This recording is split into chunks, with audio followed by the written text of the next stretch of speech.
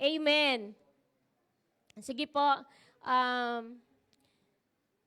just prepare our hearts dahil may ginagawa po ang Panginoon, may gagawin si Lord sa buhay natin.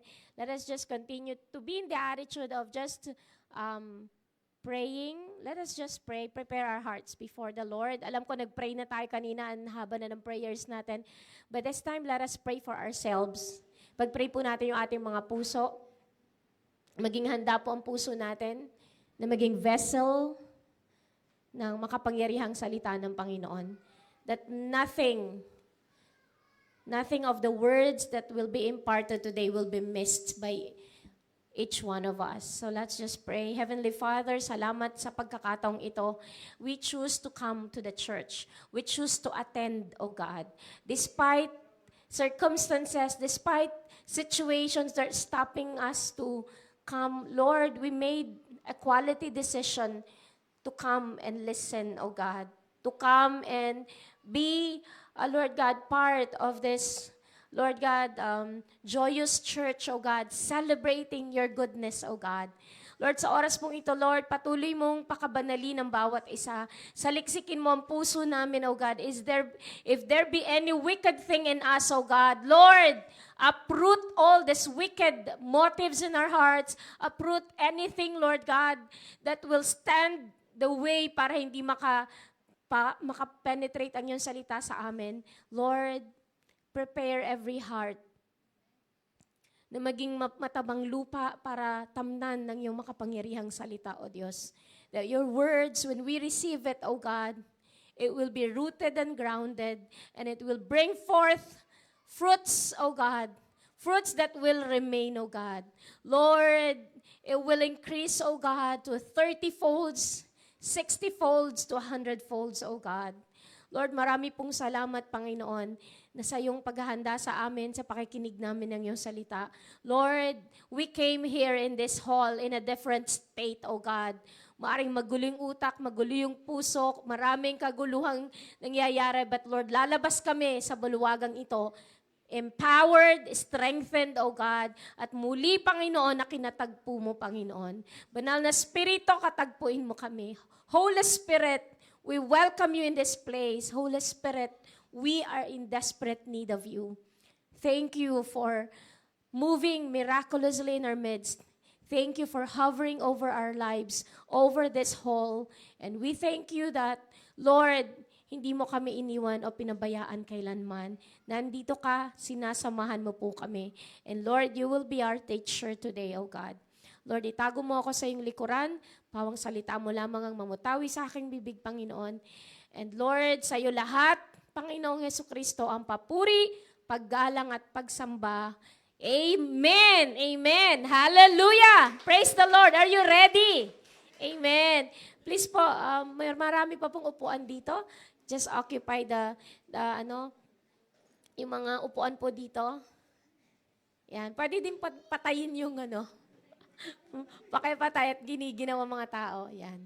Salamat po. So let's just occupy the seats available para po hindi nakakalat ang aking tingin. Ayan.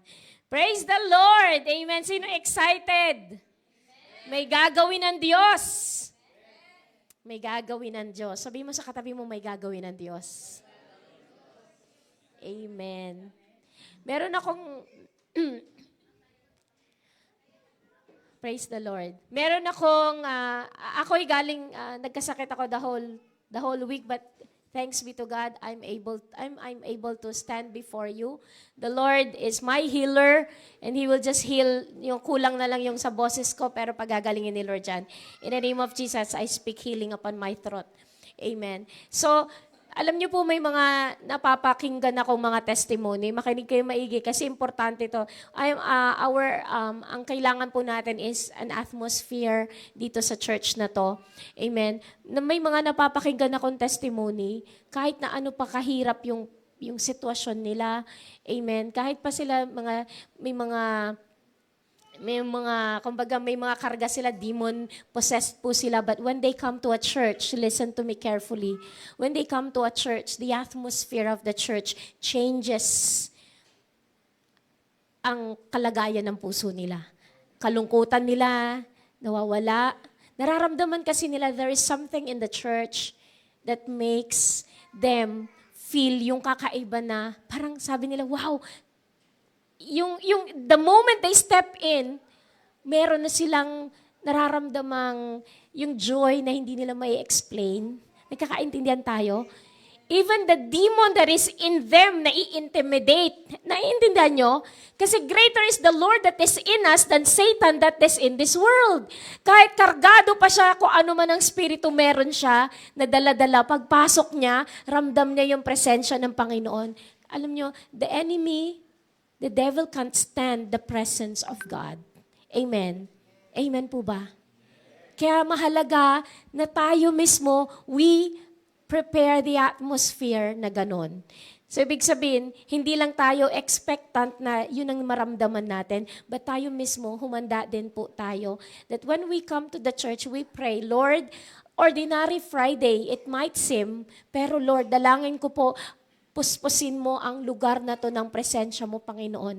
Na kahit yung mga first-timer na dadalo, mararamdaman agad nila that there is something in this place. Amen po ba? There's something, meron pagpasok ko pa lang, hello, ramdam ko merong kakaibang nangyayari sa buhay ko. Yung pagpasok mo pa lang, meron ng conviction. Pagpasok mo pa lang, nararamdaman mo na ini-illuminate ni Lord kung ano man yung mga darkness sa buhay mo at mararamdaman mo nakakaiba. Nagkakaintindihan tayo. So those were testimonies ng mga first-timer na pupunta sa church. Ang tanong, tayo kaya, ano yung atmosphere na meron tayo dito? Na kapag may bagong dadating, nararamdaman ba nila yung presensya ng Panginoon sa ating kalagitnaan? In Jesus' name, I declare, because this is our prayer, this is our longing na tayo lahat, isi-set natin yung atmosphere, yung ambience na kapag tao ay dumating, ramdam nila yung pagmamahal ng Panginoon. Ramdam nila na wow, pagdating ko pa lang, ang nakita ko yung mga tao, sinasalubong ako, warm na warm yung welcome. Alam mo yun?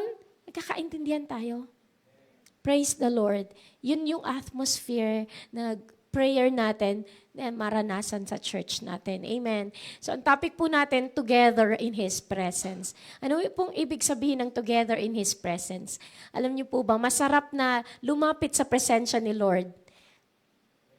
Pero mas masarap pag sama-sama tayo. Amen.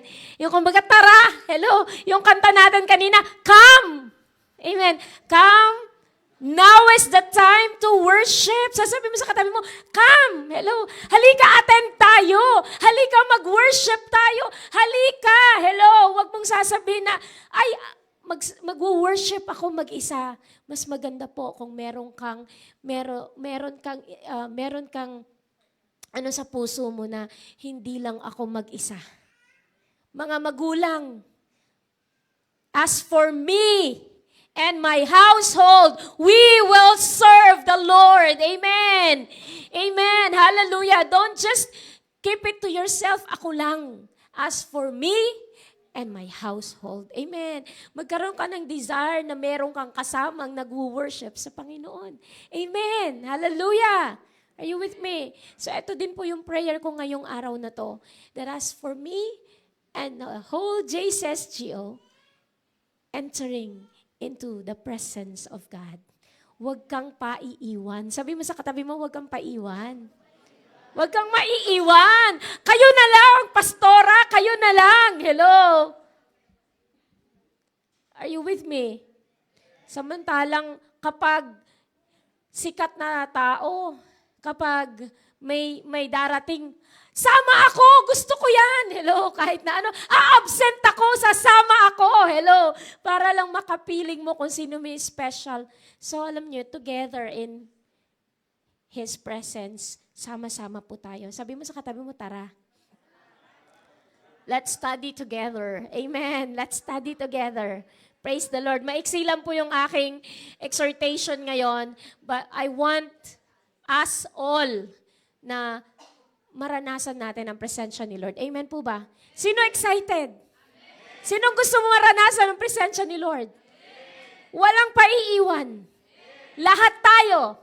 Lahat tayo. Amen. Kasama mga bata, buong pamilya, buong JCSGO, we have to have this goal. Maranasan ko ang Panginoon. Maranasan natin as a congregation ang presensya ni Lord. Amen. So, sama-sama tayo. Walang maiwan. Okay? So, yon. Last week, ang topic natin is faith and not fear. Amen. So, hindi tayo natatakot, wala nang condemnation, wala na tayong kinatatakotang wrath ni Lord kasi tinanggap na natin ang Panginoong Hesukristo sa puso natin bilang Diyos at sariling tagapagligtas. Ngayon kapatid, kung bago ka lang at hindi mo pa tinatanggap ang Panginoon sa puso mo bilang iyong Diyos at sariling tagapagligtas, mamaya we will lead you in that short prayer. Pero ngayon, sama-sama po tayo. Let us read Micah chapter 4 verse 2. Sama-samang magbabasa ha. Medyo maliit nga lang ang font. Pero kaya natin yan. Ready? Read. Many nations will come and say, "Come, let us go up to the mountain of the Lord, to the temple of the God of Jacob. He will teach us His ways so that we may walk in His paths. The law will go out from Zion, the word of the Lord from Jerusalem." Sabing ganun, many nations will come and say, "Come, let us go up to the mountain of the Lord." Ibig sabihin, wag tayong solo-solo lang. Come, let us go up. Amen. Come, let us go up. Amen. Sama-sama tayo. Sabi mo, sama-sama tayo. Because there's power in unity. Yung topic natin sa anniversary natin, unity in victory in unity in Christ. Alam nyo, may katagumpayan kang sama-sama tayo. Amen. Huwag ka nang magsosolo. Sabi mo sa katabi mo, huwag ka nang magsosolo. Huwag ka nang hindi, ako lang. Ayoko may kasama, ako lang. Hindi. Sama-sama tayo. Mas masaya, 'di ba? Mas masaya pag marami. Amen.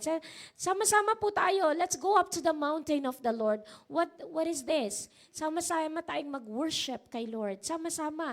Hindi yung umaawit na ng gusto yung isa, yung dito, hindi pa. Hello.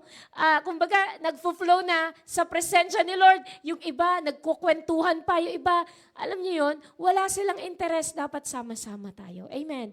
Let's go up. Amen. Let us go up to the mountain of the Lord, to the temple of the God of Jacob. Nais ko po na hindi lang isa ang makaranas sa presensya ni Lord. Dapat lahat. Amen. Sabihin mo lahat. Lahat. Amen. Alam niyo ba na kapag bumagsak ang presensya ng Panginoon, kahit mga kabataan, na akala mong anong alam nila sa gawain, manggugulo lang yan sa church. Hindi, even the children will experience the outpouring of the Holy Spirit. Amen.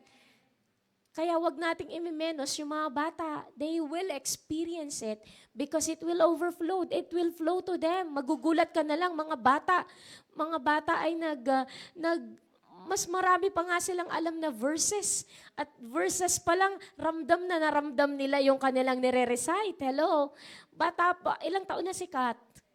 10. Oh. I was younger than Kat. Naiintindihan ko na yung binabasa ko. Naiintindihan ko na yung presensya ni Lord. So, yung mga ganyang edad, alam nyo ba, the outpouring of the Holy Spirit will be upon them as well. Amen. So together in His presence, kasama lahat, pati mga bata. Amen. So, sama-sama po tayo. Maranasan po natin, magnasa po tayo sa presensya ng Panginoon. Amen. Tingnan mo nga yung katabi mo, nauuhaw ba siya sa presensya ni Lord? May hunger ba siya sa presensya ni Lord? Nag-hunger ka ba kapatid sa presensya ni Lord? Amen. Hallelujah.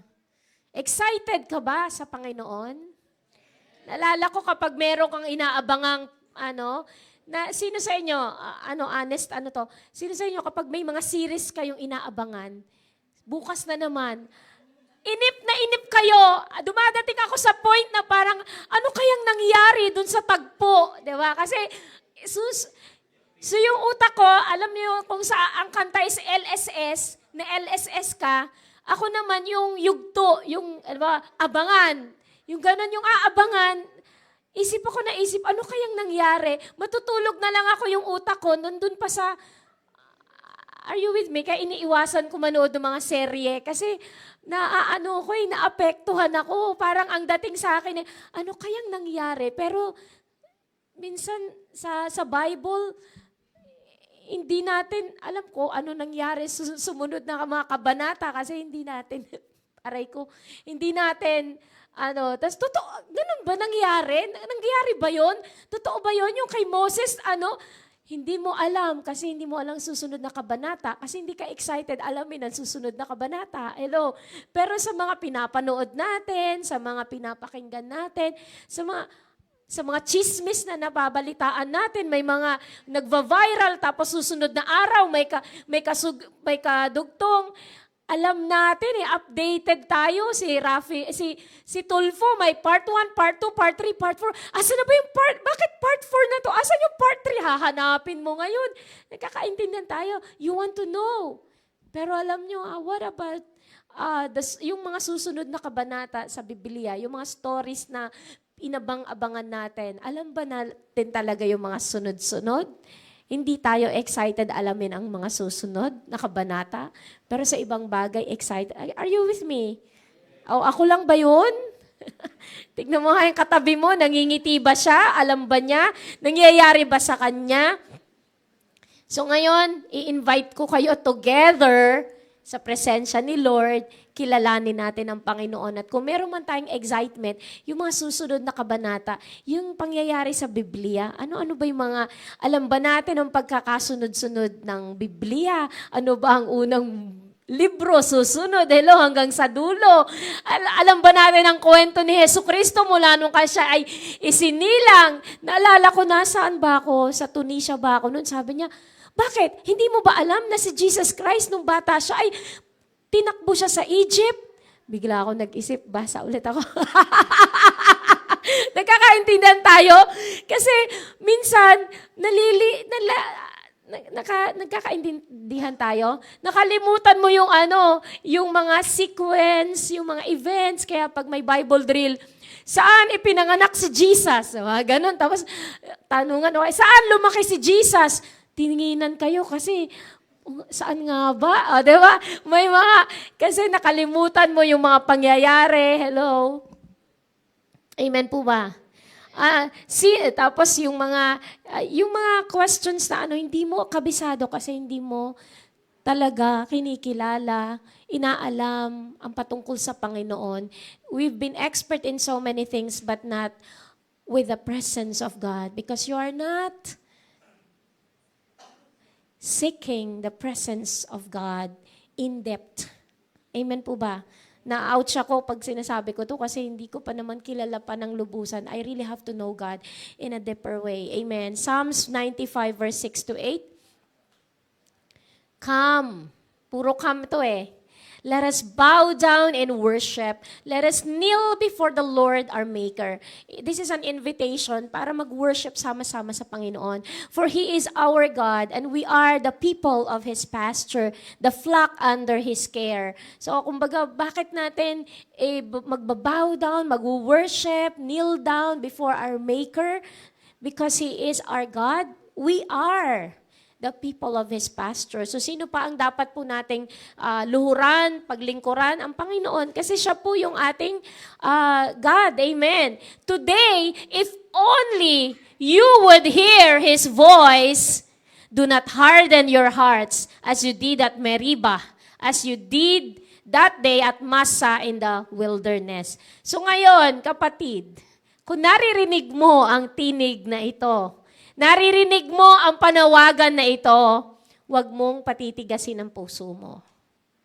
Huwag mong patitigasin ang puso mo, kapatid. Do not harden your hearts. Kung marami ka nang nagawa na pagpapasaway kay Lord, this time, I'm telling you, huwag mo nang patitigasin ang puso mo sa Panginoon. Maraming beses na tayong hindi nasunod ang kalooban ng Panginoon. Amen. Marami tayong sufferings, pinagdadaanan because we did not hearken to the voice of God. Nagtigas ang puso natin. Kahit anong sabi ni Pastora sa'yo, wina-warningan ka na ni Pastora. Nagkakaintindihan tayo. Tabi-tabi po ha. Baka mamaya si pastora naman, ako na naman yan. Winarningan ka na ni pastora ng ilang beses. Pero ano, o kaya kahit hindi ka pa winawarningan, napapakinggan mo ang salita ni Lord. And the Word of God speaks personally to us. Amen. Do not harden your heart. Sabi mo sa katabi mo, huwag ka nang magtigas ng puso. Huwag ka nang magtigas ng puso. Huwag titigas ang puso. Maging masunurin. Maging masunurin. Amen. Pag naririnig mo ang tinig ni Lord, Lord, patawarin po ako. Lord, kapain mo ang puso ko. Ano ba yung mga nagawa ko hindi nakakalugod sa'yo? Baka kasi nakakalimutan mo na. Nakalimutan mo na may pinapaalala si Lord sa'yo ngayon. Amen. Do not harden your heart. Obey ka lang kay Lord. Amen. Do not harden your heart. Ako, maraming beses akong, maraming beses po, just wanna pause on this. May mga bagay sa buhay ko na alam kong mali, pero pinagpatuloy ko. Alam kong mali. Sabi na ni Lord, may warning na si Lord sa akin. Mahal tayo ni Lord, may warning muna. Nagkakaintindihan tayo. May warning si Lord sa atin. Pero, katigasan ng puso, hindi sumunod sa warning ng Panginoon. Anong nangyari? Napahamak. At minsan, yung kapahamakan na yon ay hindi madali, hindi simple, kasi it will make a turn around sa buhay mo. Nasasabi mo, kung sana lang, pinakinggan ko yung soft, still voice na sinasabi ng Panginoon, hindi sana ako napahamak. At yung kapahamakan mo na yon, salamat sa Panginoon, buhay pa din tayo, nandito pa din tayo. Pero yung kapahamakan, yung mga naidulot na perwisyo nung maling pagsunod natin sa Panginoon, ay forever po natin na, hindi naman forever, kundi pero panghabang buhay. Alam mo, sa pag-aasawa, ang napang-asawa mo, hindi kalooban ni Lord kasi ipinagpilitan mo yung tao na hindi naman kalooban ni Lord. Till death do us part yan. Hanggang mamatay.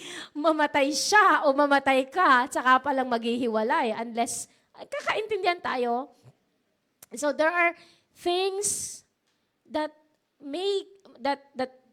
that the Lord has told us, pero we did not hearken to the voice of the Lord.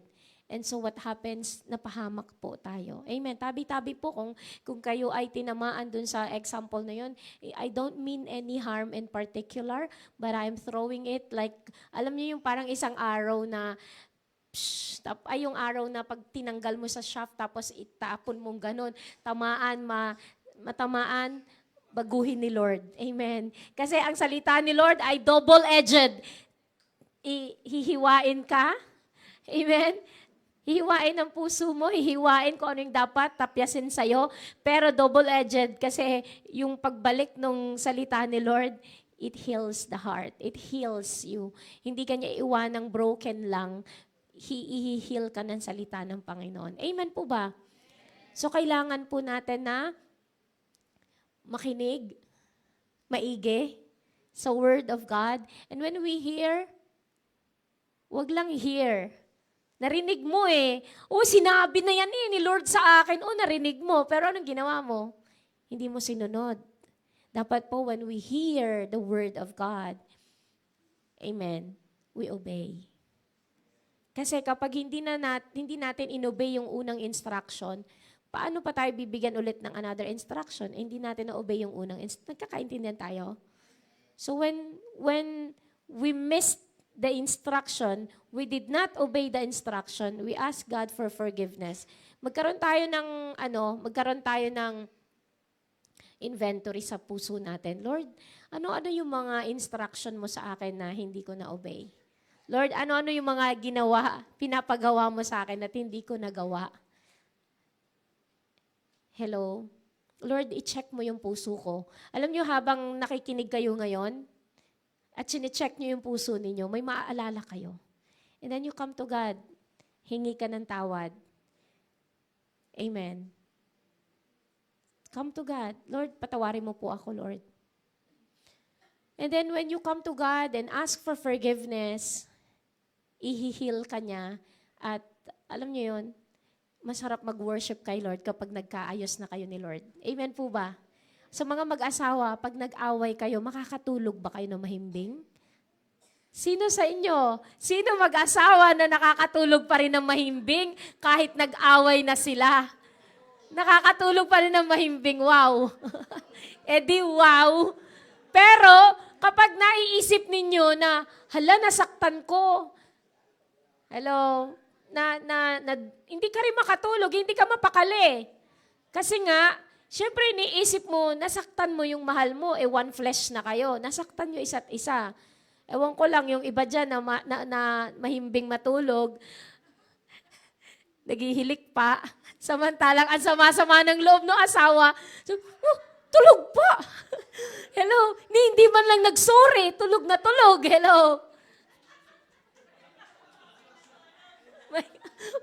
May nagre-react sa likuran. Are you with me?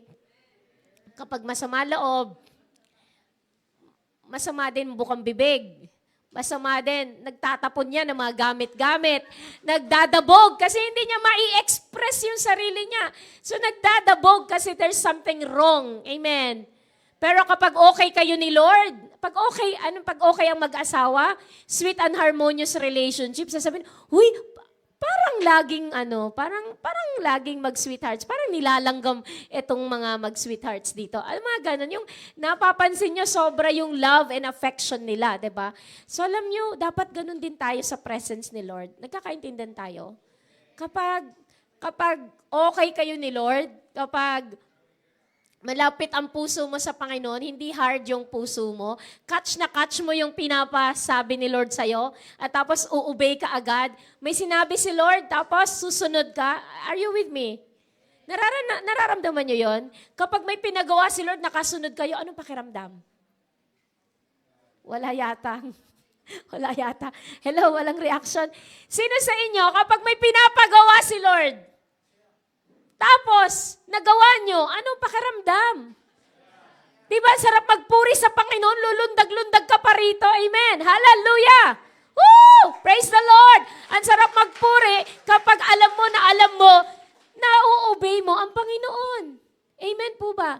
Pero si Lord hindi rin nagko-condemn na parang feeling mo na-condemn ka, hindi ako nakakasunod. Kaya, alam niyo, you just have to come to God. Without any condemnation, God will accept you. God will welcome you in. Amen po ba? So, ang kailangan natin ngayon to be together in His presence. Matatapos na po ako, but I just want you to worship together with us. Amen. Music team, humanda po kayo. We'll just welcome the presence of the Lord in our midst. Amen. Last verse po tayo, and then let's stand up in the presence of the Lord. Music team, come and let us just enjoy the presence of the Lord. Hindi lang po mag-isa, together. Ibig sabihin together, let's just worship the Lord together. Hindi kanya-kanya, but we will be together in the atmosphere of worshiping the Lord. Amen. Ephesians 5 verse 19, tumayo po tayong lahat sa presensya ni Lord. Banggitin po natin, basahin po natin. And then, let us just allow the Holy Spirit to move in our midst. I-enjoy natin ang worship. Na hindi lang basta, sila lang. Tayo lahat mag-worship. Because I want you to be soaked in the presence of God together. Sabi mo together. So kung ang kasama mo, ang katabi mo, asawa mo, you can just hug parang habang nagwo-worship kayo, kung magkapatid kayo, brother, just worship the Lord, pero alam niyo yun, halika worship tayo together. Alam niyo yun, hindi lang mag-isa, but we will worship together. Ephesians 5 verse 19, speaking to one another with psalms, hymns, and songs from the Spirit, sing and make music from your heart to the Lord. Amen. Alam niyo ba na mas masarap united, mas masarap sama-sama. Sabi mo together. Amen. So let's just close our eyes and pray muna, and then we will worship the Lord. Yung worship natin na Holy Spirit, and then I stand in awe. Uulitin po natin yon this time. Hallelujah. Heavenly Father, we miss your presence, oh God. We long for your presence. Hindi lang ako, Panginoon, but I pray that the whole congregation, walang isa man sa amin maiwanan. Walang isa man sa amin, O Diyos, na hindi makaranas ng presensya mo sa umaga pong ito. Oh, hallelujah, Jesus. Hallelujah. Come on, be in a position of yearning for the presence of God. Let's yearn for the presence of God this morning. Worshiping the Lord. Thank you, Jesus.